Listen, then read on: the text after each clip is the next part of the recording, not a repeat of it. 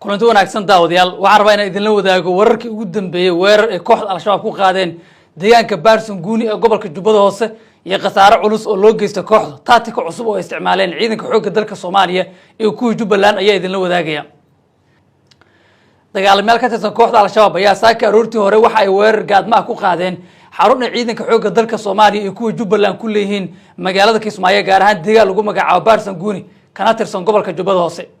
ciidanka xoogga dalka gaar ahaan military sida gaarka u tababaran ee danab iyo sidoo kale ciidamo ka tirsan kuwa Jubbaland iyo military kale ee Soomaaliya ayaa waxa ay wajaheen kooxda al-shabaab iyadoo la sheegay in dagaalkaasi ka hor intuu sadhicin la ogaa xogtiisana la hayay kooxdana loo galay meel ka baxsan halkii ay ka filayeen ciidamada dawladda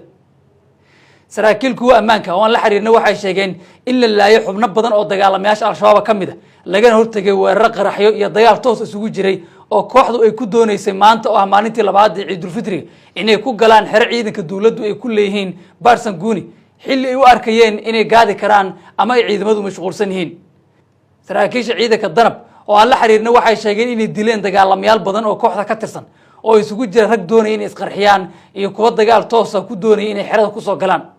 waxaa loo galay meel banaanka ka ah xeradii ciidanka dawladdu ay deganaayeen maadaama ay saraakiishu sheegeen inay hayeen xogta weerarkan ku soo wajahan taasina waxay sababtay in la laayo dagaalamayaal badan oo al-shabaab ka mid ah meedadkoodii ayaa halkaasi yaalla sidoo kalena waxay ciidamadu sheegeen inay hayaan rag dhaawacyo ah oo kooxdu ka tirsanaa qoraal kooban oo lagu baahiyay idaacad afka dowlad goboleedka Jubbaland ku hadashay ayaa waxaa lagu yiri ciidanka xoogga dalka Soomaaliya qaybta 43aad iyo kuwa Jubbaland ayaa fashiliyay weerar ay doonayeen kooxda khawaarijta ah inay ku soo qaadaan deegaanka Baarsan Guuni ee gobolka Jubbada Hoose